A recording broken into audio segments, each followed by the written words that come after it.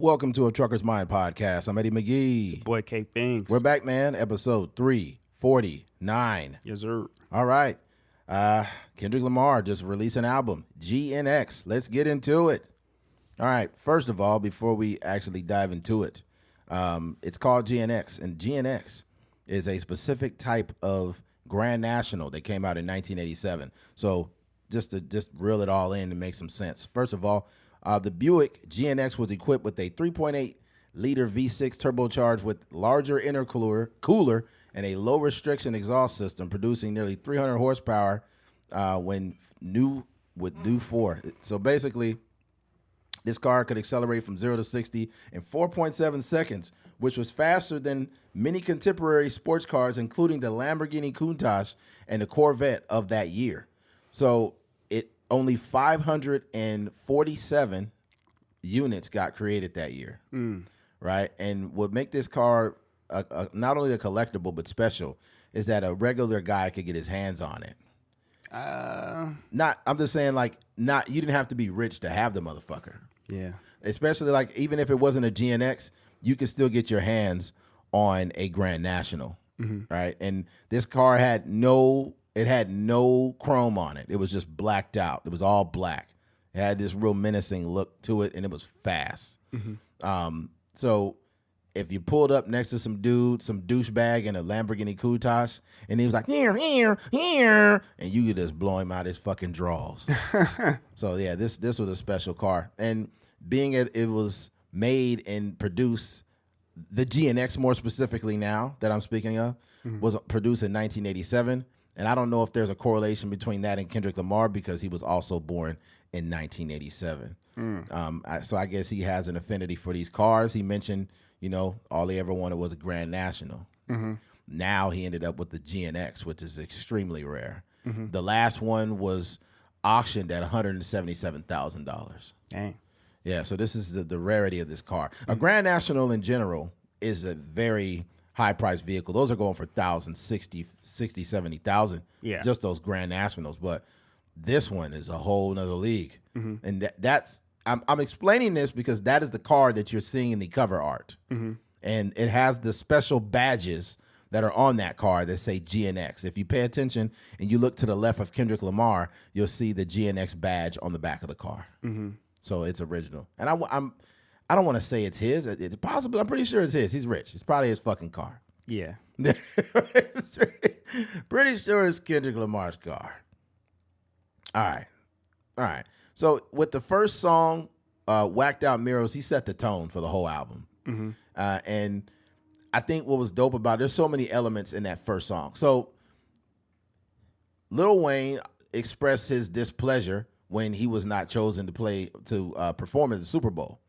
And there's a line towards the beginning of Whacked Out Mirrors where he says, end quote, he says, I'm going to try to use Kendrick Lamar's voice. We can play this song, Yeah. Used to bump the Carter 3. I held my Rollie chain proud. Irony, I think my hard work let Lil Wayne down. Right? So Lil Wayne was very pissed off when he did not when he wasn't chosen to perform at the Super Bowl. And me and Keith talked about that on more of a recent episode, and we just felt that there was a sense of entitlement. And also, some of his prior performances had been very lackluster, and he looked like he was spiraling out there trying to perform. That nigga Lil Wayne was out there like, all I want to do is just sexy on my, and that's how he was really sounding. You guys think this is satire. This is real life, man. Yeah. But yeah, there's so much on that first song. Not only that, the introduction of that. Let me play this song. Go ahead. Yeah, I feel like, it'll get a better sense of what's going on. Go ahead, man. But we're gonna get. We don't have to play the whole song, or at least let him hear it. All right. La noche de anoche y nos ponemos a llorar.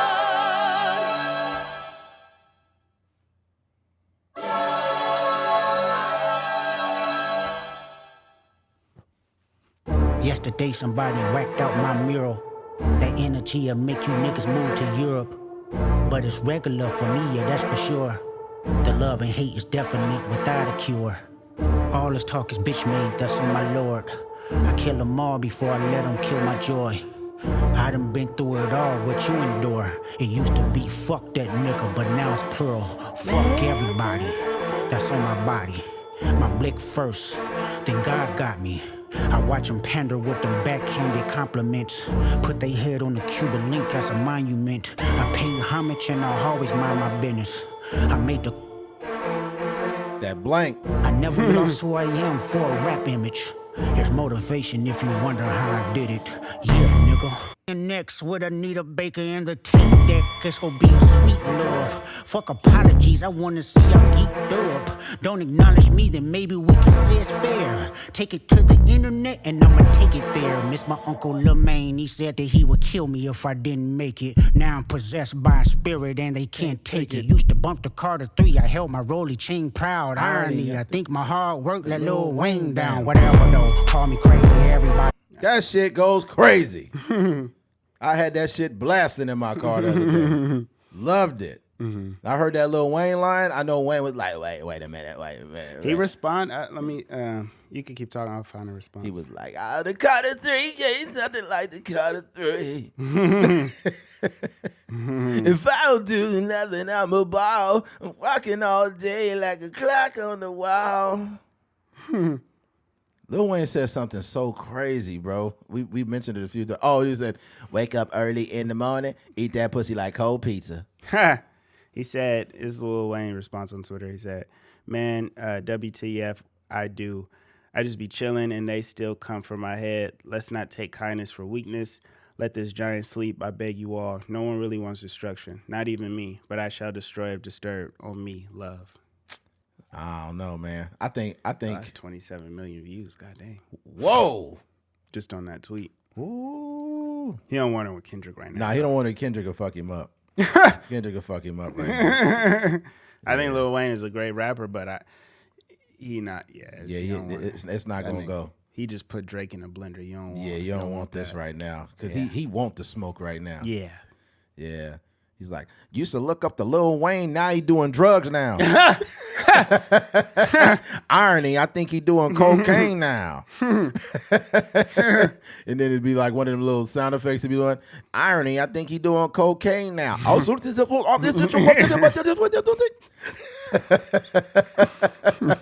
nigga is vicious. Okay, what we heard too is the voice, the Spanish at the very beginning. There's a story behind that as well. So the introduction was a mariachi singer named Dera Barrera. He met her at a Dodger game after Fernando Valenzuela passed away before the playoffs popped off, before they played the Padres. Mm-hmm.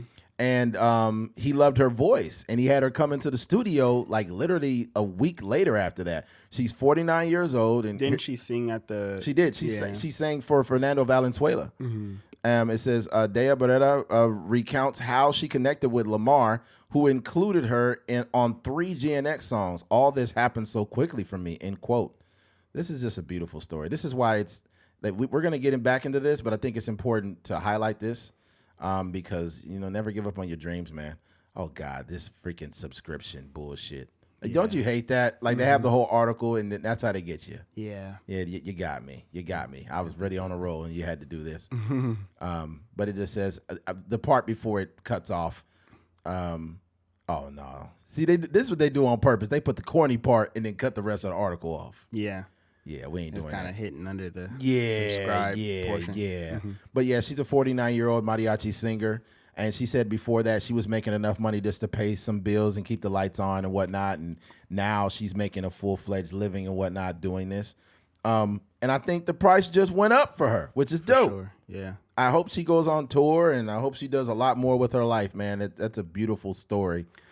Yeah. The cool thing about it, too, is like, the beauty about music is if she's on 3 songs and depending on how well the album does and things of that nature, she's going to be getting some decent royalty checks for the for the rest of her life. And she's on 3 fucking songs. Mm-hmm. And I don't know what her label situation looks like, but I'm sure, if she independent and everything, like she gonna be doing all right. So yeah, any person on a Kendrick album, you doing all right.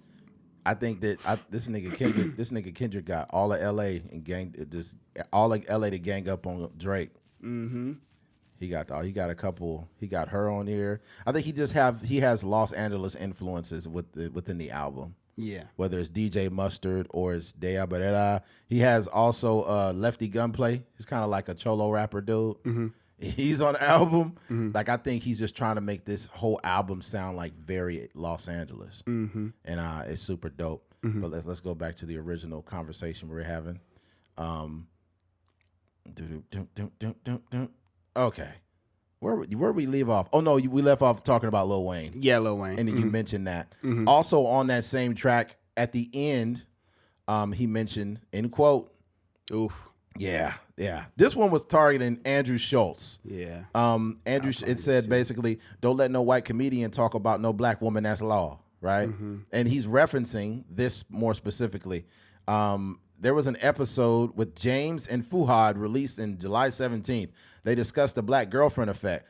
The phrase inspired a TikTok before and after trend where mixed race couples could post their showing of their relationships, how it changed them. Fuhad starts by saying black women glow up the other culture, making their partners more stylish, with James adding their boyfriends may get a beard, tattoos, a fade haircut, etc. And then Andrew Schultz said, in quote, they shave their hair because they start losing it. Schultz interjects. And then it says, because he's so stressed to be around this black girl complaining all the fucking time. End quote. Andrew, and here's the thing. Andrew has been doing this a long time. And he does this with every culture. However, being a comedian, you still have to understand that, you're never above reproach. There's always going to be somebody that's offended. Me and Keith went out to see Andrew out at the Orpheum Theater. He did a great job. And we've been listening to him and freaking Charlemagne on the Brilliant Idiots podcast for probably over 7 years now. Mm-hmm. So we love him as a comedian, but he is not above reproach. And Kendrick Lamar did not take kindly to it. I'm also not defending no white man when it comes to black women. Like that's not a hill I'm willing to die on. Nah, I'm not willing to die on it. But my thing is, I love Andrew Schultz, but at the same time, like I said, he is not above reproach. Mm-hmm. He is not above reproach. And I think that also in comedy, like we've said some things here where we've cracked a joke on another culture, and it was only satire.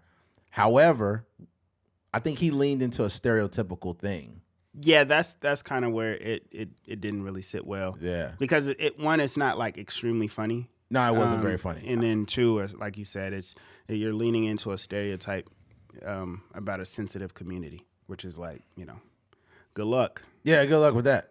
I'll play the part right here. Even Alex said you're on your own, man. Yeah, it is. Play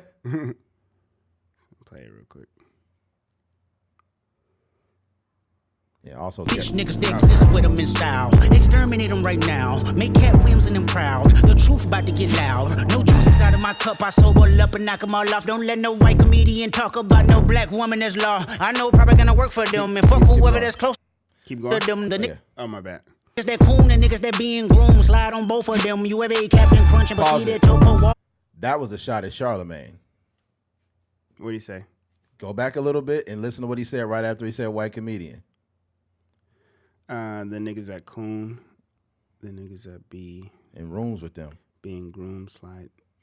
He said hold on. Don't let no white comedian talk about no black woman that's law. I know propaganda work for them and F whoever that's close to them. The niggas that coon, the niggas that being groomed, slide on both of them. You think he talking about Charlemagne right there? I think so. I don't think so. Was he talking about Alex Media? I mean, Charlemagne wasn't even on that episode. He wasn't on the episode, no. Yeah. But they do a podcast weekly together. I mean, Charlemagne, I feel like Charlemagne is the biggest Kendrick fan. I don't even know. Yeah, I don't know that. But that doesn't mean, because he also dissed Snoop Dogg, so that doesn't mean anything. He said Snoop Dogg must have been high or on some edibles to be reposting that Drake shit. Yeah. So I just think Kendrick is just speaking from his heart.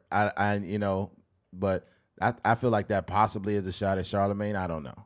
Yeah, I don't see that one. Yeah, I don't know. Mm-hmm. I just think he got a lot of shit off his chest, man. Mm-hmm. And at the end, he left some blanks in that song. Mm-hmm. Like if you go to the very end where he leaves that last blank, I think that blank is P. Diddy. The Henny pulled over by the law. You ran dirty so you can't argue with them to make it to be a star. Bare your soul and put your heart up in it. Well, I did. Whack the murals out, but it ain't no legends if my legend ends. It ain't no legends if my legend ends. That's the end of the song. No, you went too far. Oh, it must have been before then. It's towards the end, man.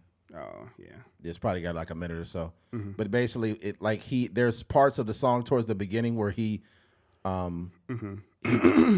it's like just a space and then the beat's still going. Mm-hmm. And I think maybe for legal purposes that the name was not put in there.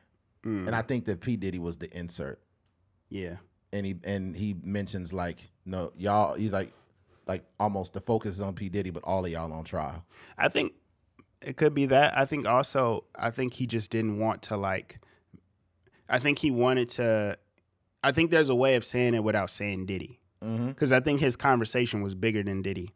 But I think he didn't want it to sound like maybe he just like dogpiling on Diddy. Like he just wanted it really to make a conversation about the industry. And maybe, depending on the timing of when he wrote that, or like maybe he wrote it prior to the arrest or something like that. Like, like you said, it could be different ramifications, for actually putting his name in there.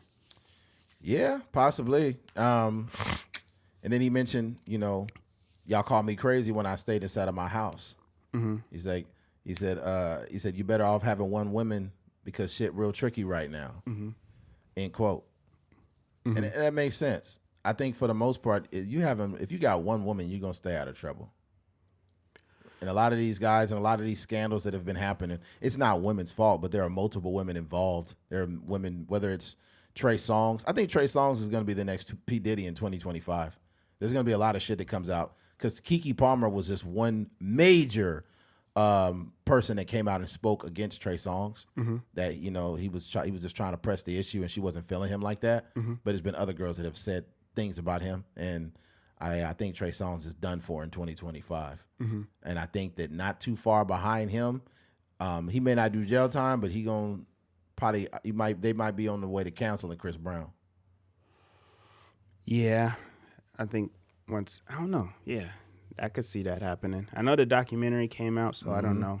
And usually we live in a culture where, people will know the story or have ideas or stories of what had happened. But when it's usually put in documentary form and people are captivated by it, that's when it starts to shift the culture. Mm-hmm. It starts to shift the ideas behind these people. Mm-hmm. Whether it's the Menendez brothers or it's, I don't know what other documentary, but there's tons of other documentaries where when people finally catch it, they're like, oh, my God. Mm-hmm.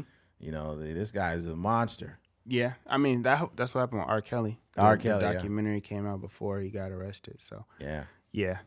Man. Yeah, I think Keke Palmer was just talking about Trey Songz on Club Shay Shay. Or not Club Shay Shay, but what's the interview portion called? Of what? Shannon Sharp's thing. Club Shay Shay? Is that what it's called with the interviews? Yeah, Club Shay. Okay, yeah, Club Shay Shay. Mm-hmm. Yeah. I think he also, when he referenced at the end of that song, he also references Cat Williams, and I think that he's alluding to Cat Williams when he was speaking on Club Shay Shay, and speaking his truth. And before that, all these the P. Diddy shit didn't happen yet. Mm-hmm. There was little increments that have happened, but he said, with P. Diddy want to party, you got to tell him no. Right? Yeah. And that became a soundbite, and everybody was laughing. And all of a sudden, the baby oil stories and Cassie getting beat, and it's caught on video, and all of this shit. Just once I seen, you know what? And I'm not gonna I don't want to be like a told you so guy. But we had an episode one day after the whole Cassie thing. I said, "This is it, Keith. He's getting locked up." And you were right to say this, but you said, I don't know if he's getting locked up. There's nothing else right now. This is just there's nothing has been presented. I said, Keith, I'm telling you, if a guy like that has been getting away with beating women that long, somebody has something on him, and it's all going to come to the light. Mm-hmm. It's all going to, and then probably maybe a few months later, that's when all the shit popped off. The feds raided and came in there, and I was like, oh yeah, this nigga's on the hot seat. Mm-hmm. And then when I seen that video of him coming out at the park, he was at the park, and somebody caught him on video. He was like by himself, all paranoid, looking around. Mm-hmm. Like this nigga was literally trying to get his last taste of freedom. Yeah. He's like, yo, he's like, man, I gotta. He was literally in the park by himself. Mm-hmm. That's fucking, Yeah. that's wild. That's Yeah, man. wild. But yeah, Back to Kendrick. back to Kendrick. All right. Another thing, there's some viral memes going on around this album. The whole mustard thing is going crazy. The What mustard song is that? TV off. TV off. Yeah. Cut the TV off. Wait, Turn the TV I off. think you skipping some because we got. I didn't go one by one. There's too many. Yeah, songs. let's just go by. I mean, you don't have to go by one, but I'm just saying I think there's a big portion that you are skipping over in terms of just the conversation around the album is a lot of the Tupac references. I didn't catch that. Because you got Reincarnated. That is a Tupac / Eminem. And then you got The Heart Part 6, which are like, I think both of those songs allude to Tupac. But it's almost like, okay, Yeah. Drake. Spit the loogie type, that reference. Yeah, but I'm saying like Drake did the whole AI Tupac thing, but it's almost like I am, the reincarnated version of Tupac. Like Tupac would much rather. I mean, Tupac would probably respect me as a rapper more so than you. And I'm gonna do this version of a Tupac, allude, or ode, in a much more authentic way. Even the production was something that Tupac would rap on. Exactly. I could that's hear what I'm saying. I heard Tupac and Eminem references. I'll just play a little bit of it. Yeah. It just sounds like that kind of like. I think it's actually a sample of a Tupac song, if I'm not mistaken. Que reflejan tu mirada, la noche tú y yo. Oh yeah, that's 100% Pac right there. Yeah. Drunk is my podcast. I'm making money and getting money. Niggas trying to get my I got money. this fire burning in me from within. Concentrated thoughts on who I used to be. I'm shedding skin. Every day a new version of me, a third of me demented, cemented in pain, juggling the pros and cons of fame. I don't know how to make friends. I'm a lonely soul. Oh yeah, that's totally hard. Tupac. Yeah. Yeah. If Tupac sounded like a Martian, that would totally be. But yeah, I just thought that was dope the way he kind of flipped that whole, okay, you want to use Tupac and make him say that he's not proud of me. I'm gonna and make all a this real other stuff. reference. Mm-hmm. Yeah, Drake. Now don't get it twisted. Drake is dope, but like just Kendrick is. You know where Kendrick wins in this whole thing? It's because he's a regular guy. I think Kendrick is a regular guy. He never lost himself. Like having a song like called "Turn the TV Off," like you sound like like an elder. You sound like an elder millennial. Yeah, Kendrick seems like I would say I wouldn't even call him a regular guy. I just think I think that he is he's a very disciplined musician. Yeah, that's what I would say. I think Drake is a little loose. They got nudes leaking. He got footage of him walking through hallways and all kind of stuff like that. You don't really see, you don't hear stories about Kendrick. And you don't see Kendrick until you see music. Yeah, and even though he talked about stepping out on his girl and stuff like that, like you still don't even see things coming out about him. So yeah, I think he did it right. Somebody showed his last 5 tweets. It was like the 2-3 diss songs, Super Bowl announcement, album. It was just like, it was crazy. Yeah. It's just, I think that we're learning that limitations. No, I think the highest level of self-value is reducing your, how do I say this? Reducing your access. That's the highest level of value I've learned. I think that regardless of what you're doing, when you're just too available in regards to like, he's dating such and such. They just went to the Grammys here. This person just went here. When you're that accessible, you kind of like, you burn yourself out. Like like even with a guy like Denzel's probably like the Kendrick of acting. Like when I see Denzel out with he's usually always out with his wife. He does really good interviews. He does quick like handshakes and he's a very quick-witted, sharp guy. And then he's just gone. Even actually Denzel just said recently, he said he feels horrible for this generation. Oh yeah. Yeah, he said he feels horrible for this generation because they got hundreds of millions of opinions about their existence and why they're no good and why this movie was bad or why this was this way. He said, I never had that. Right?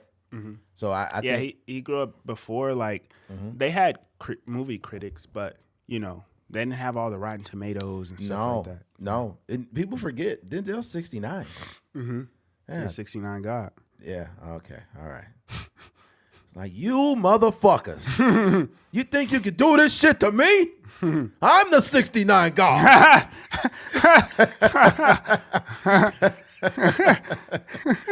Oh man, that's that. That's funny. Yeah, man. Yeah, shout out Denzel. I'm gonna go see that Gladiator too. Can you imagine it? You imagine that was a real thing? Jeffrey Epstein ain't got shit on me. Oh, that's crazy. I'm the real 69 God. Nah, that's crazy. Jeffrey Epstein is so crazy. Yeah, man. Yeah, I got some more notes in regards to this because it's just so. Sometimes it's just so much information you don't want to miss it, but you're gonna miss something. You're gonna miss something. Also, I think it's really cool that like hip hop is so fucking massive that even the most massive companies are doubling down and trying to get trying to affiliate themselves.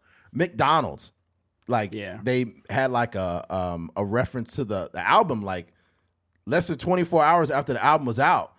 And it was a honey mustard packet, but it said honey mustard, and it was McDonald's. And then DJ Mustard reposted it and was laughing. And I'm like, this is crazy. McDonald's is reposting Kendrick and DJ Mustard. Yeah. There is no fucking genre of music that is more powerful than hip hop. I hate it, and I think it's hilarious when other genres try to be like, this ain't no hibbity hop. This is real country. It's like, hip hop is so powerful that even country is starting to sound like hip hop. Have you noticed that? There are so many artists that are even trying to cross over with rap artists. Morgan Wallen, who had a song with Lil Durk and Moneybagg Yo. So it's like there's so many artists. And Jelly Roll was like a legit rapper before he was doing this. Oh, I didn't know that. Oh, Jelly Roll had bars though. I love Jelly Roll, man. Jelly Roll is just seems like a dope human being. Anytime I see a Jelly Roll interview, I just listen to it. He just seems like a really solid dude. But yeah, like hip hop is wild. So McDonald's is one. Who was the other company you said? I seen it was a list. I wish I was trying to find it right here, but I know that DreamWorks did it. That's crazy. There was a couple other. I think I seen some NFL teams posting it as well. So. Yeah, that's so wild. Which song is that? Hey Now. What? TV off. It's TV off. Yeah. TV off. The mustard. Yeah.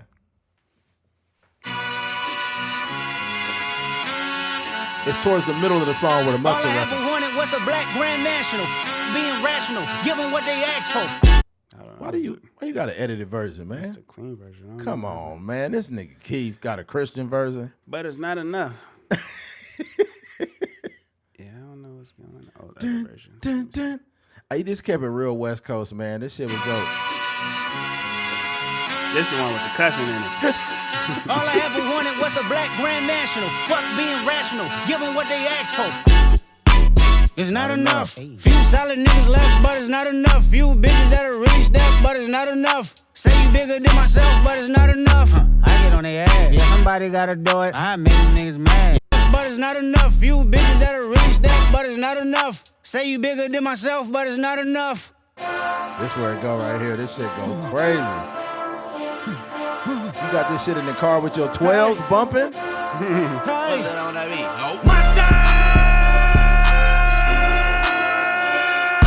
Niggas acting bad, but somebody gotta do it. Got my foot up on the gas, but somebody gotta do it. Turn this TV off, turn this TV off. Turn this TV off, turn this TV off. Turn this TV off, turn this TV off. Turn this TV off, turn this TV off. Ain't no other king in this rap thing, they siblings. Nothing but my children. One shot, they disappearing. I'm in a city with a flag be getting thrown like it was passed. And the parents padlock around the building. Crash pulling up an unmarked truck just to play freeze tag with a. That was a Biggie reference. Which one? One shot, they disappearing. That's a. Oh yeah. Yeah. Yeah. That sounds fire. Like this nigga is not only a dope rapper, but he's a hip hop historian. Like he really, knows what's up. Yeah. Dang, that's crazy. That song is so crazy, bro. When he hit you with like that song needed that mustard right there. Like it needed it. Yeah. Just a very timely mustard. Oh my God. I was in the gym because I heard it in the gym first because I got up and went to the gym. And once that part came on, I had been on the Stairmaster for like 22 minutes. And I was like, I'm about to get off at 25 minutes. Nigga, I made the whole 30 minutes. That mustard got you through it, Nigga, huh? that mustard got me through it. That's funny. I was like, oh, my God. It's crazy, too, because you can see, and I'm not calling us hypocrites as, like, fans. I'm just saying that some people can, like, nobody...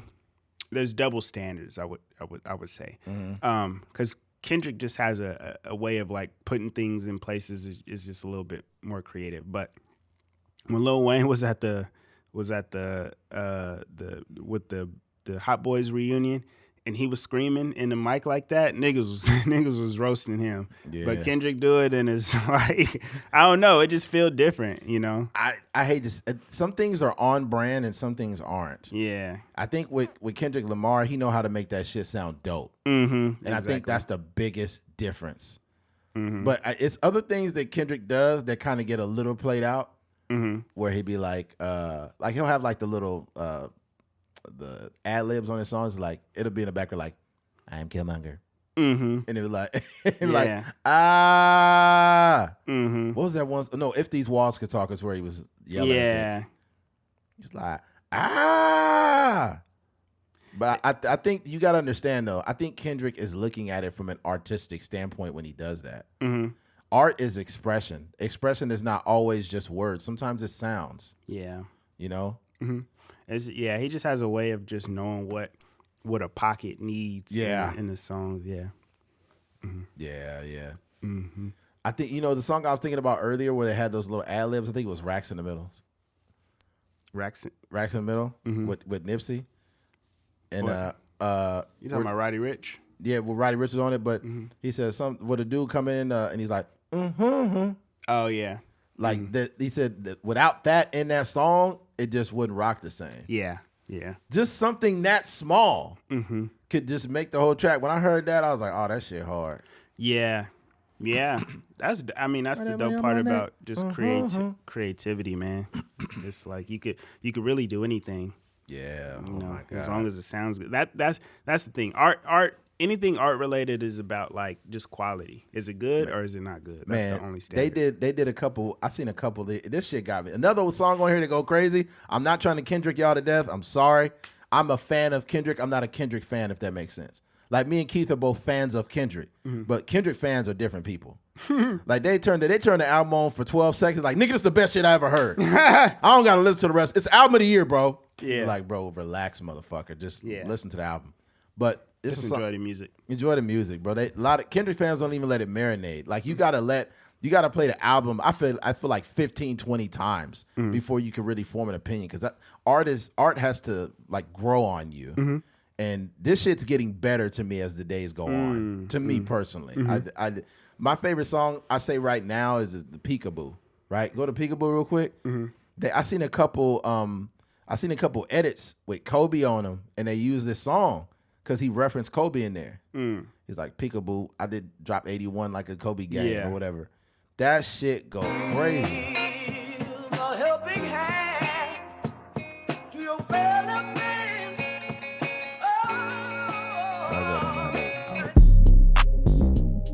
Aye.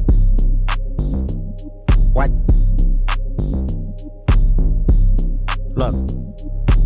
What they talking about? They ain't talking about nothing. What they talking about? They ain't talking about nothing. What they talking about? They ain't talking about nothing. What they talking about? They ain't talking about nothing. Huh? They ain't talking about nothing. Aye. What they talking about? They ain't talking about nothing. What they talking about? They ain't talking about nothing. You got a system, boy? What they talking about? They ain't talking about nothing. Huh? They ain't talking about nothing. Pickable, I just put them bookers in my chain. Pickable, 80 pointers like a Kobe game. Pickable, 7.62s, I make them plain. Pickable, popping out, you better not smell my name. Pickable, put 2 foreigns on the 405. This shit go crazy, bro. If I'm doing pasta. Pickable, why you acting tough on IG Live? Pickable, you know my little niggas off they rocker. Pickable, surprise, bitch, it's that nigga chicken cheese. Pickable, let me FaceTime my op, bitch, I'm up the street. Pickable, yes, AGs, I'm putting something to sleep. Pickable, on the ground, I praise God and start stumping feet. Pickable, I put 10 on his face, bitch, my shooter playing. I hit it from the back, I told her move her hands. Pickable, then slide my thumb in where. Nigga, that shit go crazy. Yeah, it's hard. Oh man, Peekaboo go crazy. and it's still growing on me because it's multiple songs. Another one that I love on there, it's got like a royalty Rihanna off the Damn album vibe to it. And it's the hold on, where's it at? Luther. Mm-hmm. That shit that go crazy. Loyalty. Like this the type of song, if you like, you know, you from Cali and you out there, you off the 101, you know, you headed to the beach, might have a picnic with the lady, you know what I'm saying, lady friend of yours. And you got this blasting with the top down. You got a 6'4" Impala. Hey, Roman you eating a burrito. If this world was mine, this I shit take go it crazy. and make them multiply. If this world was mine, I take it enemies in front of God. Introduce them to that light. Hit them strictly with that fire. And the SZA come and light this shit up. Fire. Hey, Roman numeral 7, babe. Yeah, that's a cheat code, having SZA just... It's dope too, because Kendrick be writing a lot of the hooks and he'll just have SZA sing it. Wait till SZA hop on. Hit them strictly with that fire. It's a vibe, do your dance, let them watch. She a fan, he a flop. They just wanna kumbaya, nah. This world concrete, flowers grow. Heartache, she only do what she know. Weekends, get it poppin' on the low. Better days coming for sure. The harmony right here. If it was up to me, this shit go crazy. Nobody's no sympathy. I take away the pain, I give you everything. All right, check this out. Bro, can we shout out Kendrick's voice? I'm not saying that he's like a singer, but he was able to like harmonize right there. Yeah. That was super dope. Like his voice was vibing. It wasn't on her level, but it was a good voice. For sure. So shout out to him for that voice, man. Shout out to the harmonies. Yeah, he had to work to get that. For sure. Oh yeah, that was super dope. Yeah, man, this shit is growing. But you know what? I'm gonna say this. We both talked about this. For those that might have not noticed or not, this album has a lot of recency to it. So I don't think he was ever sitting on this album. I think he just pushed out some songs. Yeah. And I feel like this isn't the end. I feel like in December next month, he might drop another fucking part of this album. Like, and because there is a snippet that he released that's not on the album. Do you see that? The one in the teaser? Yeah, the one and it's not on there. So this nigga might just come with another 12 songs and it just be straight just like Drake. Yeah. Every song is about Drake hating it. This feels more like mixtape energy to me. Yes. Like, you know, he just wanted to get some, or like the kind of like the untitled, unmastered kind of thing. So yeah, I could imagine that he has more coming out. I'm getting double tape, like I'm getting like double tape vibes. I'm getting like what's the album that came out back in the day with Outkast? Speaker Box and the Love Below vibes. And I feel like this is like not a dark album, but you know the GNX on the front, this is like a real like LA, like not a dark album, but it's like it's real West Coast. And maybe the next half of the album might be a little more lighthearted. Yeah, I could see that. There's a possibility. Yeah, I think for me when I was listening to it, I was like, well, I just want to see how he's gonna put Not Like Us in sequence with the album, and then once I realized it wasn't there, I was like, oh dang, that's kind of like, man. I mean, so many. I was telling you earlier, like so many artists do this, like Childish Gambino with This Is America. Tommy Richmond did this shit Tommy too. Richmond, J. Cole, like Middle Child wasn't on Off Season, so. You see this a lot, but you know I'm sure there's some science to it in terms of you know what they're going for. But I don't know. I just hate when that happens. But I think that I think this felt like, I'm not saying that, it just didn't seem like you know a lot of his albums be like super well thought out where you can reverse it and play it in different things. And I don't know if you know I still got to sit with this to see if it has that type of thing. But you know it just didn't seem like you know this had that type of you know, thought to it, you know, and storyline to it. So I just think it was dope though, for sure. It was dope. I was at work whenever I got the notification that he dropped. And I feel like he also like low key playing mind games with Drake because he dropped this shit dope. But I feel like Drake probably in the studio right now as we doing this podcast, and he pissed off and he coming up with some bangers, and then he gonna drop it, and then this nigga gonna drop the real album. I feel like I feel like Kendrick gonna drop the real album after that. But I think whatever it is, it's well thought out because we only have like 3 more months till the Super Bowl. Yeah. Right. Yeah. So and the Niners obviously won't be there. Oh God. Yeah. It'll be the Super Bowl of Super Toilet. Yeah. But I think that I think he has something planned because it's a big moment, and maybe this, who knows? I don't know if this is it, but if he does like has some more music coming out before the Super Bowl, I think he has more than enough time to roll everything out, and make something happen. But yeah, whatever he doing is working. So just keep doing your thing, man. Man. Mm-hmm. Yeah, this album. We gotta play that Squabble Up in there. Oh man, to talk about. Oh man, this is the one we was waiting for. Oh man, I love it. Mm-hmm. This shit go crazy on the subs, bro. If you got 2 10s or 2 10s or 2 12s in your truck or your car, man, this shit go crazy. God knows. I am reincarnated. I was stargazing. Life goes on. I need all my babies. Woke up looking for the broccoli. High key, keep a horn on me. That could my seat. IP ownership. The blueprint is by me.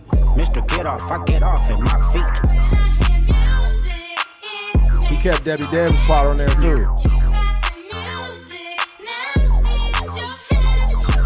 A yee nigga couldn't try me in a tri-state. Buddy pass, but I give him splash till he hydrated. Bounce out, know he spook town, eyes dilated. I got the money and the power, both gyrating. I feel good, get the fuck out my face. Look good, but she don't got no ties. I walked in, walked out with the size. Man, don't let me know what the price. What the fuck? I got hits, I got bucks, I got new paper cuts, I got friends, I got foes, but they all sitting ducks. Hit his turf and get cracking, double back like a deluxe. 50 deep, but it ain't deep enough. Fuck a plea, there you go, beat him up. Falling from a money tree, and it grew throughout the month. Spit a loogie at the camera, speed it off, yes. That's a Tupac reference again, too. Bro.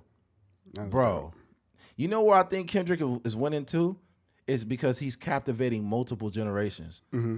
Like, me and him are like elder millennials now. Like, we're late 30s. Mm-hmm. And then you got the generation above us, which is like my dad and your dad, and they fuck with Kendrick. Mm-hmm. Right? Mm-hmm. And then there's some of the younger generation that fuck with Kendrick too. Mm-hmm. So I feel like he's captivating multiple generations. And the reason why he's captivating older generations is because they come from the origins of like original hip hop, and Kendrick got that lane sewed up. Yeah. Because Drake is not that. And I love Drake, but like this whole battle thing, I just knew he wasn't going to fuck with Kendrick.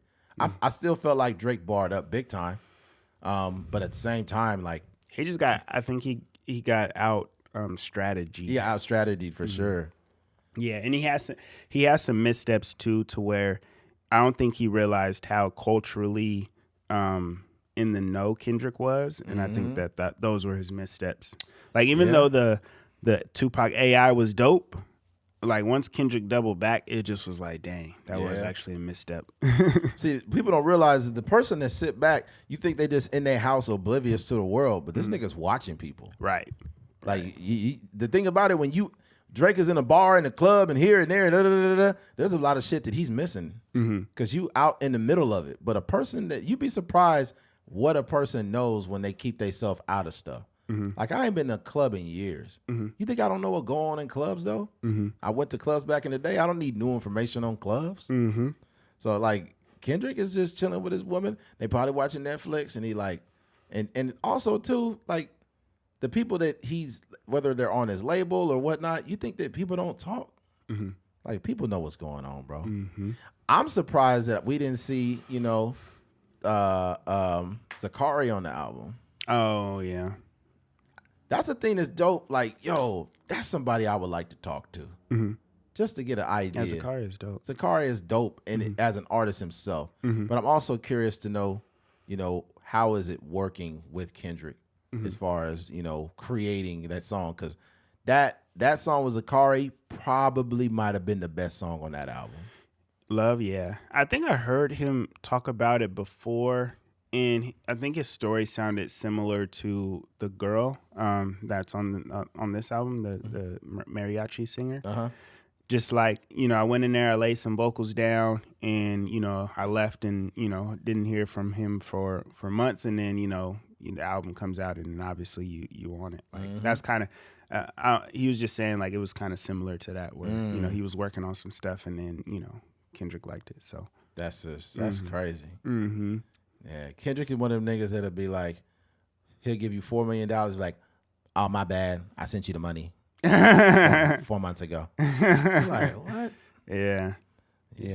That's dope, man. Yeah, that's cool. But I think that's a powerful story with the lady, because sometimes as musicians, it's some very talented musicians out there, and they just don't really get their shot, and they just keep going and keep going and keep going. So I feel like like you said, that's a testament to her work ethic and her dedication. Debbie Debs, all her streams went up too. Yeah. The original, when I hear music, it makes me dance. Yeah. That shit got 16 million streams. That's dope.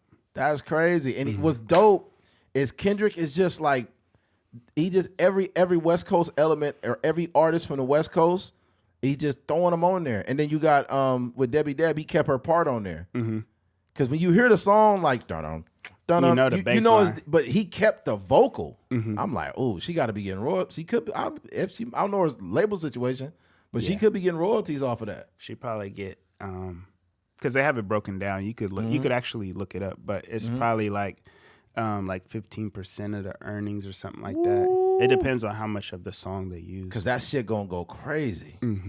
Yeah, so man. you could figure it out if you did some math, how much money she's getting from that. It also depends on like how much of the song she owns and stuff like that. But I wonder how much you get for like snipping a podcast and putting it on your album. You mean how much we would get paid for somebody using our podcast? If somehow Kendrick used our likeness on his album. Oh, I mean it's all negotiable. It depends on whatever we set the rate. I'm gonna purposely give some sound bites. I love Kendrick. He's not using that. That Kendrick's a good jolly fellow. I'll tell you what. Yeah. I'm gonna use that on my next album. Yeah, man. All right. Well, I think we came to the end of the road on this conversation, man. But love the album. Still growing on me. Yeah. I just don't want to miss anything. Let me scan through really quick. Yeah, we've already talked about the Buick GNX. We know that that's the car that's in the cover art. We know that the mariachi singer at the beginning, he met her at a Dodger game when she was singing for, Fernando Valenzuela after he passed. We know that Lefty Gunplay is also on that album on Turn the TV Off at the end. That Dodger Blues song was hard. That Dodger Blues song is crazy, bro. Yeah, let me play a little bit of that. Yeah, this shit is... Listen to this. Oh, my God.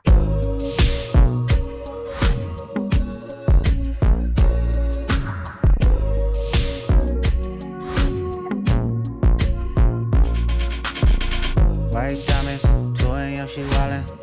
Bitches sick, got they stomach in her comments. What school you went to? Gardena Compton. Westchester, King Drew, did we function?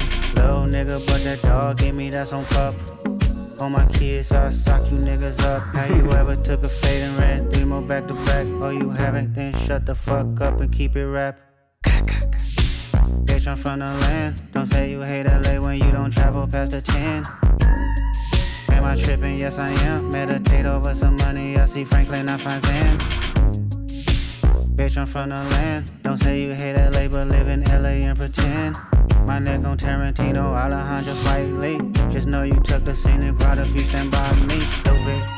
So fly in this bitch, 50 on me, don't die trying and shit. You know I'm up and down when I slide in this bitch. Beamers and the jets outside. This shit cold, boy. Westside, get the money, yeah, that's for sure. Streets don't love you, better respect the code. This shit cold.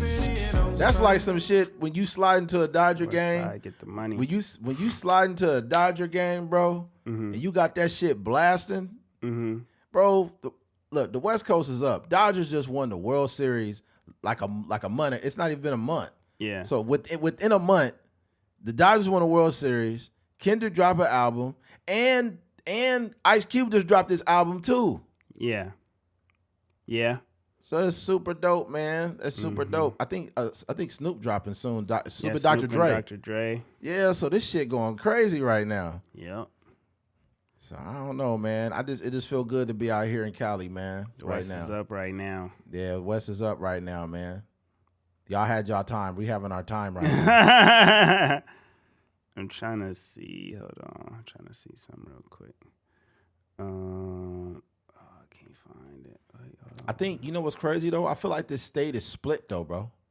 Why you say that? Because I feel like the further up north you go, it's like the culture changes. Like it's still West Coast, obviously, but like the when you get closer to the Bay, like they got their whole movement over there. Mm-hmm. But us, because we only live 100-some miles away, a little over 100 miles away from LA, like we're in the middle of both. Like we're in Central California, and I rock with a lot of. Well, I'm a Dodger fan for one, but it's just it's just different from here going to LA. We're more like LA than up north. Yeah, I think so. Yeah, it's like the further you get from LA, yeah, it's a much different culture. It is, bro, and I've noticed it too. Especially, I remember I was getting a load. I was going out there to get a gas load out in Chico, and that's way up north. And I had my Dodger hat on, and I went to a Denny's over there in Lodi actually, and the dude was like, "Why are you wearing that hat, man?" And I'm like, "What do you mean? Why am I wearing this hat, nigga? Everybody at Denny's had a Giants hat on." Yeah, man. Yeah. It's like, and I was just thinking because it didn't ring, I always have I got a fucking Dodger hat on now, but it didn't ring to me that was the case. But the Bay, like even on who said it wasn't Keek the Sneak. He said we repping the Bay. We don't rep California. Remember that? Oh no, I don't remember that. Yeah, bro. That's when the hyphy movement was going crazy. Like the hyphy movement back in like 2004, 05, that shit had the whole state locked up.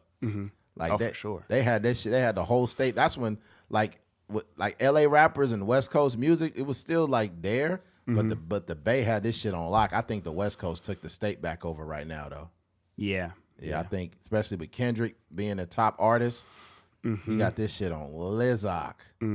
Yeah. Kendrick, Tyler. Oh yeah, Tyler just released an album too. I've been listening back and forth. I don't want to form an album. I don't want to form an opinion too much on his album, because I'm still listening. But I don't even label him. He's just more of an artist. Yeah, he is a West Coast artist. He is from LA. He's from LA, but he's just one of those guys that you really don't get that West Coast influence like that. Yeah. I'm a little shocked that he wasn't on the album. Yeah, that would have been dope. Oh, that would have been super dope. I don't know. I'd be wondering, people would be real particular about their songs and putting them together. And a lot of it be timing, you know? Like you'd be seeing like certain timing. And then sometimes like a lot of people tend to work with their friends, I think that's what I see a lot. I think this album is so big though that when you see like top artists, they like singing and dancing to it and posting it on TikTok. And it's like, for you to be that big of an artist, you like a fan. Yeah, this is a moment for sure. So yeah, it's dope to. I don't know. I just like new art, man. I like experiencing new stuff because, especially when it's quality. Yes, because we don't get that all the time. Nah, we don't, man. I was really when your brother texted the chat and he was like, "Hey, Kendrick just dropped." I was like, "What the fuck? What?" Man. Yep. Yeah. All right, man. Let's go ahead and move on, man. Shout out to Kendrick. Shout out to the West Coast. West Coast Customs. Off to the West Coast. Off to the West Coast. I know we already talked about those cars, didn't we? Yeah. We'll need to rehash it. All right. Off to the West Coast. Switching gears. Shabuzi.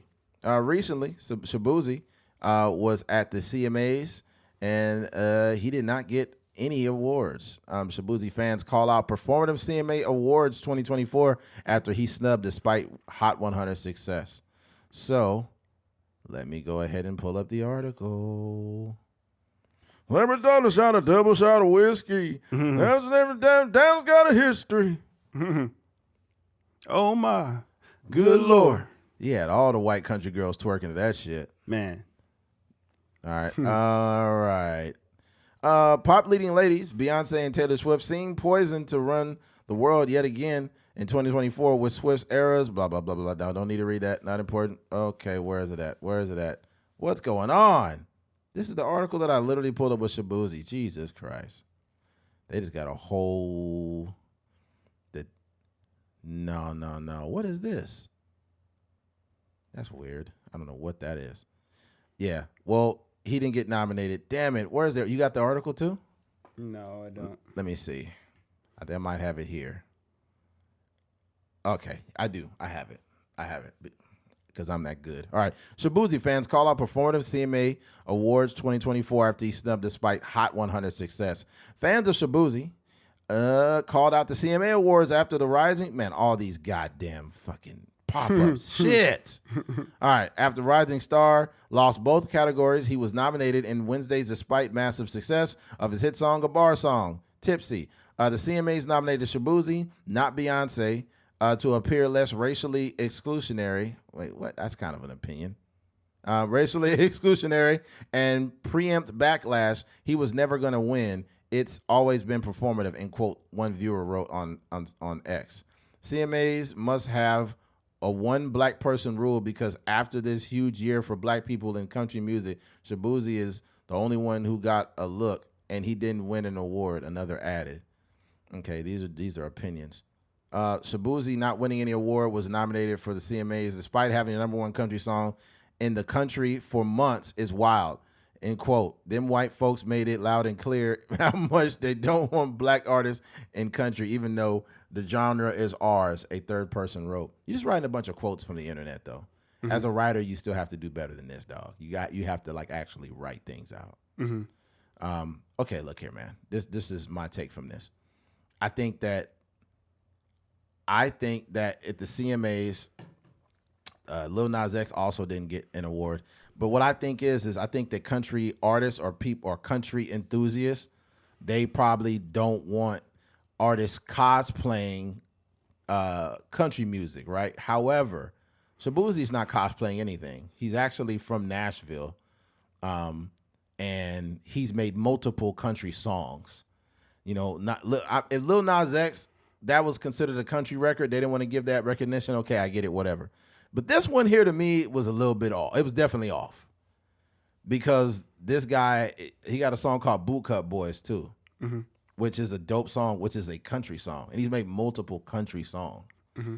And this just didn't make sense, especially being as, you know, there was other artists there. I forgot her name, the one that won. She won Best New Country Artist, I think. Mm-hmm. But that was one nomination he had, and there was another one for... Was it the best was the best song, I think, too, was the other one?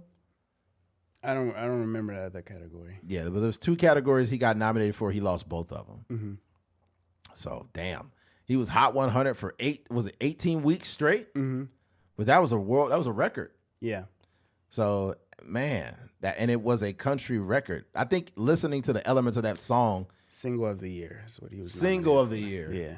And he didn't win that either. Mm-mm. That doesn't make sense.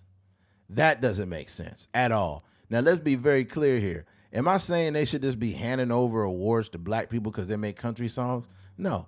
I'm saying you should give an award to somebody that has the best fucking song in your genre. Mm-hmm. That's the truth. Now, let's be clear. Because there's a lot of people saying this is just not racist at all. There's nothing racial about this. All right, let's roll with that narrative, right? Let's roll with that narrative. What do you consider to be racist then? Like, that's my question. If we're not going to say this is racist, what would you consider or deem something that is racially like either microaggressive as well? Because some dude got up there, I forgot his name because I'm not really nuanced in a lot of country music, and he said, we've been kicking Shabuzi for a long time. And I don't know why he would use that man's name. He said that he fumbled his words. That's what he said. He didn't fumble his words. That was a microaggression. That was intentional. And I think what it is some of these country artists feel offended probably because a guy that jumped from another genre came into country music. Mm-hmm. And they, like I said, they might feel he's cosplaying country music when he's not. He's actually has made multiple country songs. Now, let me be clear when I say this. There have been multiple artists that started off making more rap-sounding music and then jumped into country, and they've been welcomed with open arms. Post Malone recently. He's been making more country-sounding music, and he came from a rap genre. And people... Well, there's been people also saying that they don't really care for him as a country artist. But yeah. But I mean, he's gotten less flack than Shabuzi. Jelly Roll was a legit rapper before he started making his, and I wouldn't even consider his music country, to be honest, right now. It's not really country, but I do love Jelly Roll. I like him as a human being. He seems like a really decent person. Yeah. And he makes really good music too. But I don't know if I would label it country though. It's almost like Southern soul, like. Mm-hmm. It's more country. It's more closer to a Negro spiritual than country. Yeah. I don't know. Yeah.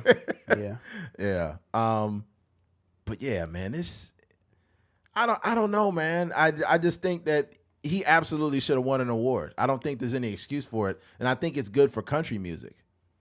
For him to win? Hell yeah, I think it's good for country music. That song's huge. Yeah. It's undeniably big though. It's like. You could just be driving down the street and somebody's blasting that shit, and I don't care how tired you are of it, people still love it. There are people still playing that song right now. Yeah. The only thing that me playing devil's advocate, I can see why he didn't win, because I'm not a country music fan and I don't watch the CMAs at all. But I can see a world where somebody is like, it's just pop music.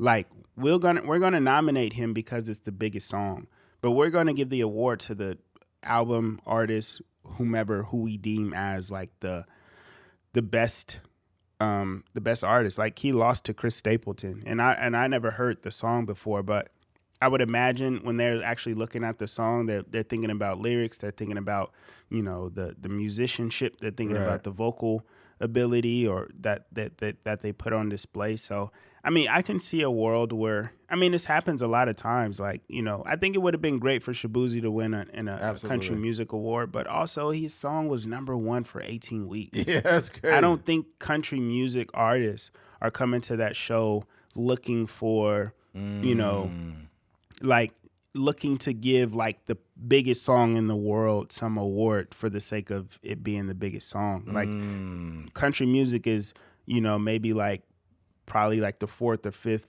most popular genre, in America right now. And they probably really take those award shows seriously. Like this is a time where we get to celebrate some of our artists who are not, getting the chart topping songs and stuff like that. So, I think it would have been great, but also I could see a world where they're just like, yo, that's just a cool pop song. Like my album is much better. The guitar playing, the singing, the background vocals, the storytelling is much better. And they're like, yo, he got the Billboard charts. His song is platinum. Like, why does he need to come into this world where we're like real country artists and, get an award? Like, we're going to acknowledge him, but we're not going to give him the award. So I could see that that happening. Yeah. I don't know, man. I think ultimately too, it's not the biggest award you could win. What is it? The Grammy is the biggest one? Yeah. I mean, it just depends. They're all, it just depends on what you actually care about. I think he's probably gonna end up winning a Grammy. I wouldn't even say that, like, because it's a lot of times where, the Grammy is the same way. These are, when you think about these people that are voting for, what metrics are they using? It's not popularity. It's the quality of the music. Wow. That's all they care about. Because there's been times where, like Alicia Keys, I think that she should have won, but she didn't win that year. I think Justin Timberlake, when he had Future Sex Love Sound, I think he lost that year. There's times, and I'm not saying that they got it right. I'm just saying that there are some people that don't care about like going diamond or going gold. They just care about like the quality. There's of the more elements than than racism working against an artist, especially like Shabuzi. But I mean, even I would say like Shabuzi's song is dope. It's a pop song. I think that if I'm a country musician, like I eat, sleep, breathe country music, right, and I heard that, I would just be like, it's the same thing like maybe Thrift Shop for like hip hop. When we hear that song, we like, dog, that's not like, ain't no way in the world like that's like real hip hop. It's just like a popular Now, here's song. my rebuttal. Morgan Wallen got Performer of the Year, and he's made multiple songs like that. But Morgan Wallen made a song with Moneybagg Yo and Lil Durk. That has nothing to do with that. Performer of the Year, he had the biggest tour in the world. He was bringing out Peyton Manning and like Travis Kelce and all kind of people. Okay, yeah, so that's a different, that's a different thing than him winning a song award for his songs.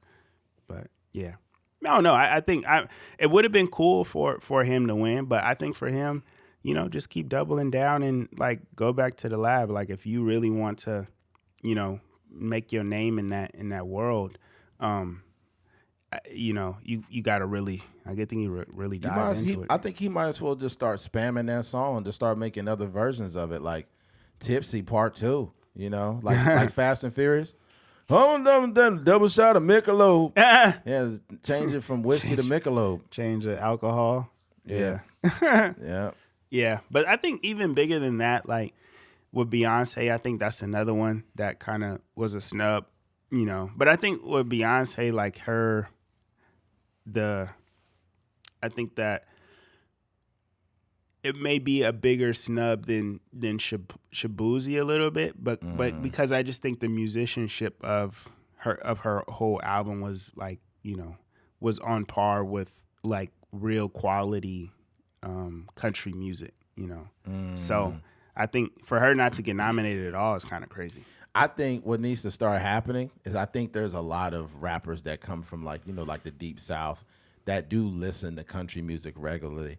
And I think that they need to make like legit country music and just start really testing the waters and seeing where it goes. Yeah. Like I feel like a guy, believe it or not, a guy like Rod Wave seems like he could make a really good country song. I can see that. Yeah. Like, heart been broke so many times. No, not that. Like, my truck been broke so many times. I don't know how to start my truck. Yeah. I could see Rod Wave making a song about his Ford being broke down, and his dog is in the back in the truck bed howling because he's trying to get home. But I'm trying to get home to my lady because my truck broke down, and I don't know what to believe. God darn it! I could really see that happening. Yeah, the thing about these type of things too is you can't really pass judgment without actually listening to all the music. Yeah, I think, like I said, the song is popular. You don't necessarily need the award to make it any, it ain't going to add anything to it. I think that maybe he wanted to do it. You never want to lose an award, so I'm not going to make it sound like, like why are you mad? And I don't even know if he's mad. I'm not sure. I just think that when it comes to these shows, I think that it's a little more nuanced than, this is the most streamed song. You know what? Go to Shabuzi real quick on you got Spotify, or what are you using? I use Tidal. Go to Shabuzi and then put in Bootcut Boys. I believe that song, and it's a song comparable to. It's probably more on par with this Tipsy song. It's something like it, but it's got like rap elements to it also. Watch, you'll see what I'm talking about. It's got Winning Streak on there. It should have that album. That's a good song too on there. This is on his last album? No. Huh? The song's called Bootcut Boys. It's not on that. It's a single, or I think it might be a single. But on that one that you had with the red background, it's a song on there that's dope as fuck too.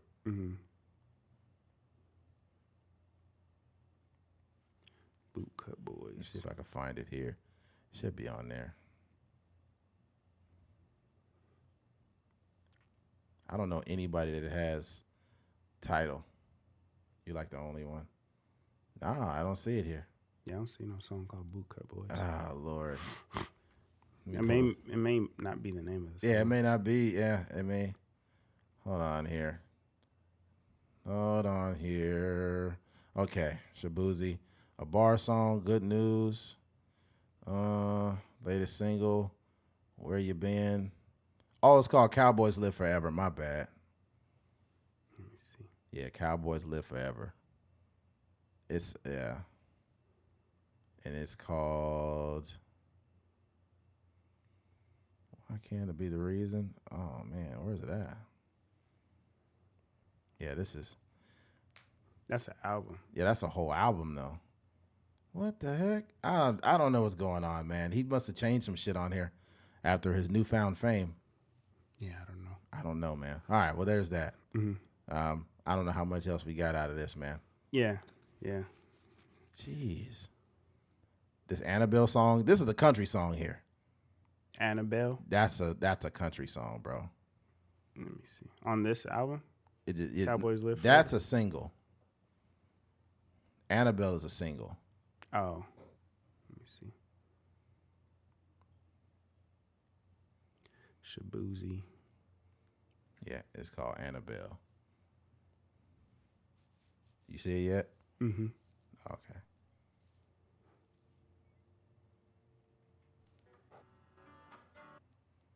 Yeah, it should be.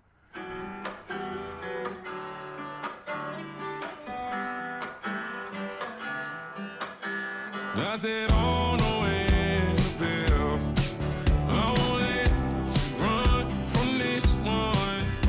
All the damage that you did, there's no way that I'll forgive you. Wasn't ready for that final blow. You said you would never let me go.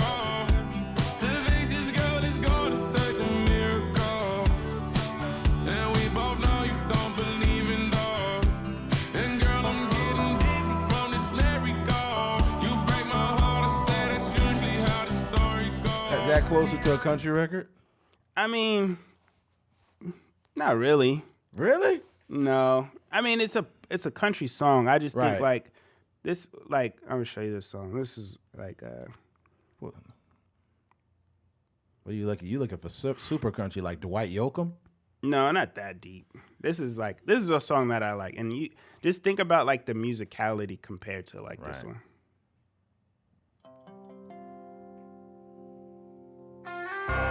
This is Blake Shelton. Okay.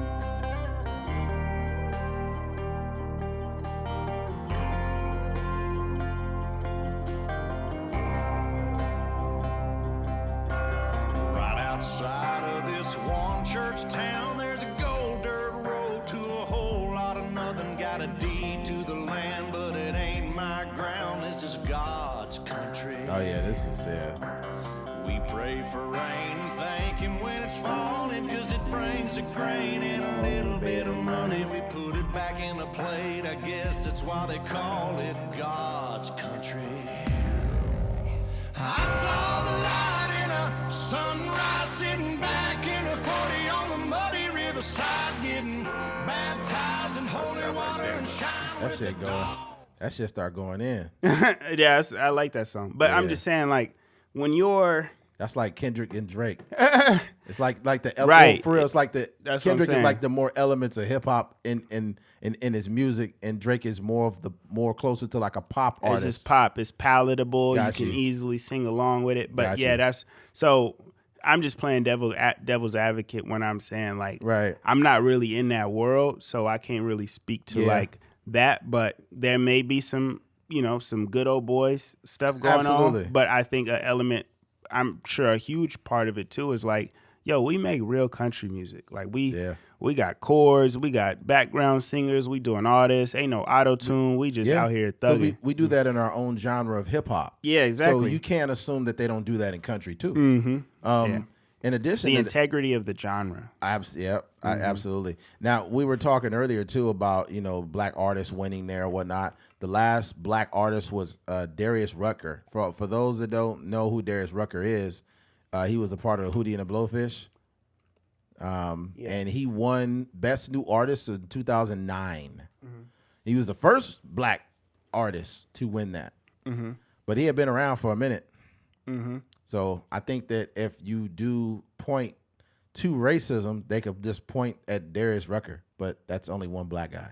Yeah, it was a long time ago. That was a long time but ago. There's not a lot of black country artists. There's though. not a lot. It ain't like we just over there heavy. It's true, but there's some pretty big ones now though. Yeah, there's some, but I'm just saying. What's that black guy? Kane Brown. Mm-hmm. Yeah, there was the black lady that won like the Grammy Award for something recently, a couple of years ago. Yeah, man. Yeah. Well, there's that, man. Mm-hmm. All right, I think we said enough about that. Let's go on ahead and move on over to the next topic here. All right. Once about a time, there was a man named Keith, sat in his truck every day before the week. He had a dog in his truck, and he sang the song of Jesus. This is God's country. Once upon a time, there's a 69 God, and his name was Drake, and he was really, really tripping, and they had a... It's 69 God's country.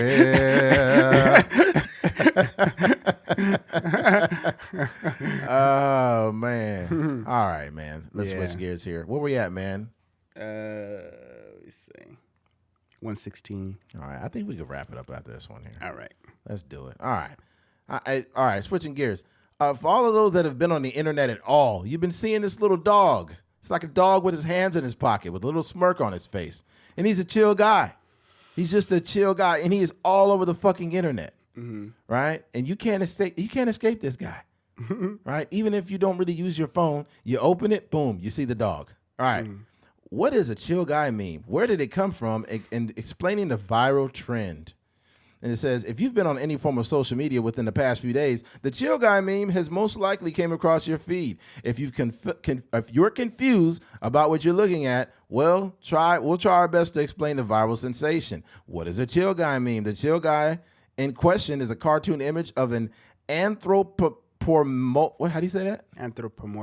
Anthropomorphic dog wearing a gray sweater, blue jeans, and red shoes. We also can't forget to mention the dog smirk, as the puff gives off a nonchalant essence that has apparently resonated with social media users. From Twitter to TikTok, the cartoon dog has gone viral with professional sports teams, businesses, and celebrities sharing their own versions of the meme. Where did the chill guy come from? The meme was originally created by Instagram user Phil B. Banks in 2023. The artist, whose profile is filled with other cartoon characters, described the dog in a way that exactly portrays the current attitude around the meme. He's a chill guy. My new character, his whole deal is he's a chill guy that low-key doesn't give a fuck, he wrote on Instagram. Along with the image of the now viral meme. Some of the new memes feature the cartoon dog in different backgrounds, while others show him in new costumes. And then for example, people are taking the dog and put it in places to kind of express their mood. And he says, going to the movies by myself because I'm just a chill guy who enjoys the magic of cinema. Yeah, so this is really, I think it's pretty cool. I used the meme today to kind of it's like a little bit of a microaggression, I guess. Like the Niners got killed and then blown out, and I posted the dog that had a little Niner hat on his head, and it says, the Niners just got their ass kicked, but I'm a chill guy, and that doesn't bother me that bad. This is funny. What's the guy's name? His Instagram name? Phil B. Banks. Phil B. Banks. Yeah, Phil B. Banks. He actually was on TikTok, and he explained the whole thing. And he went into deep detail talking about mental health and all kinds of stuff. That's dope. He's like, the dog is like with his hands in his pocket. It's like life is going to throw a bunch of shit at you, man. Just continue to be resilient and just be chill about it. And I thought the explanation that he gave was pretty cool, actually. Yeah. You know? That's the power of the internet, man. Like Absolutely. these little memes and things like that. Like, I don't know. That's what, if you are a creator of any kind, whether you draw, whether you make music, whether you're an actor, whether you a director or whatever, if these moments like that don't give you some type of hope, inspiration that you can actually do stuff, you know, because there's a lot of people that walk around with this mentality like, man, I don't live in New York, like I'm never gonna make it, or I don't live right here, I'm never gonna, or I only got this amount of followers. It's like, dog, you be hearing stories every day about people going crazy on the internet. How much do we have to remind you? Literally, Dara Barrera, she was singing. Next to Kendrick. Yeah, she ran into Kendrick, or Kendrick ran into her and put her on his album with 3 songs. and those royalties could change her life. Oh, for sure. You know, that she may be getting more looks after that to go on tours and whatnot. And this is all because, you know, she sang from her heart. Right. She was a 49-year-old artist that hadn't really made it that big. She said she was able to pay some bills and keep the lights on, but she wasn't a big artist yet. Mm-hmm. And at 49 years old, man. It happened. 49 years old, it happened. Mm-hmm.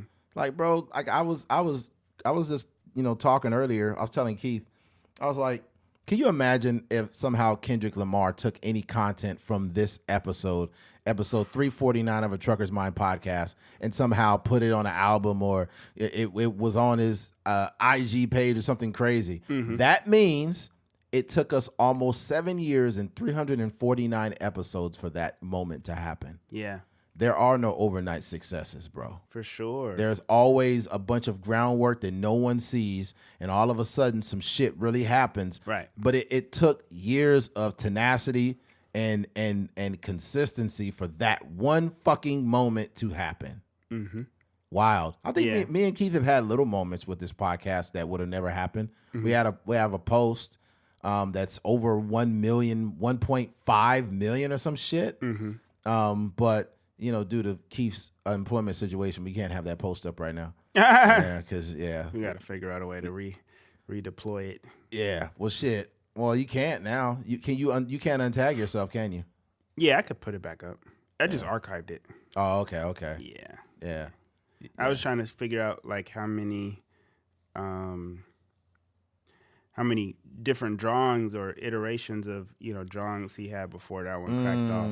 But yeah, I couldn't really find it just gives you a good idea of, you know, how it's just trial and error, man. Mm-hmm.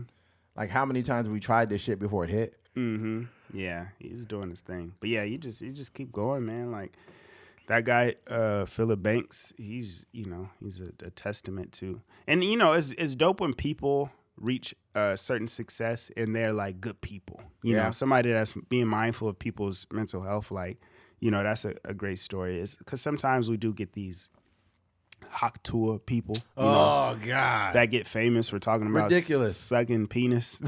and the guy that she did that interview with, she's like, that dude don't get no credit for that content. Mm-hmm. And she's like, I feel I don't owe him anything. Mm-hmm. I'm like, oh my God. I think she was saying she wanted him to stop posting it, and he kept posting it. And then he kept posting it, but it made her very popular. Yeah. And she just felt like she doesn't owe him anything. And I'm like, dude, you don't have any talent. Yeah. Yeah. That's crazy. Mm-hmm. Yeah, man. I hope the best for her, but there are so many other creatives out there that have been working and doing the groundwork for years that are amazing artists. There's some musicians that I follow, and you know, we follow each other back, but they make great music, and they don't really get no shine. Mm-hmm.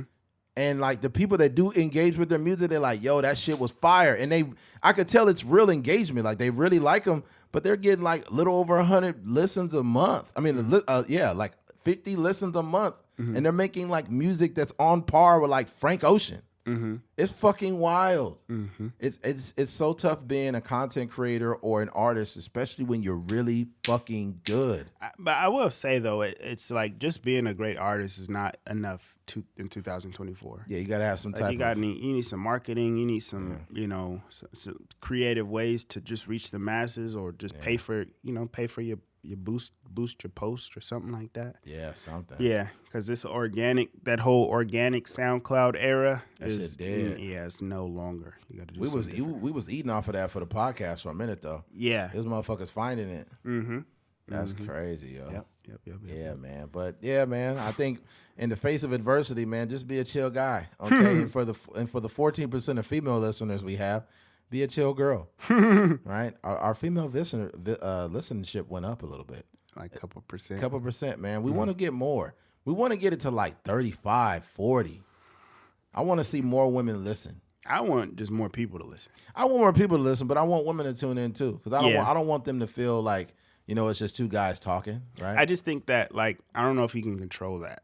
No, you can't. Yeah, it's just one of those things. Like, I would imagine mostly Starbucks customers are probably majority women. Like, I don't think that they're out there trying to, like, you know, I don't know how that works. Yeah, but if they go to like a different place, like what's that place? Something Bros, what's it called? Dutch Bros. They go to Dutch Bros. It's not creamy like Starbucks. It's not creamy enough. I like it creamy. That's why we only got 14% female followers. It's Keith's fault. Keith was talking about creamy drinks. They didn't know exactly what to think. Turn on the podcast, turn it off. Man, that sure made my penis soft. I'm dead. That's why we got 14% women listeners. Golly. Dang. All right, man. Well, it looks like we came to the end of this one. Yeah. For those that made it to the end of this episode, we appreciate you. Thank you for listening to a Trucker's Mind podcast. I'm Eddie McGee. It's your boy K Things. We are out of here. Peace.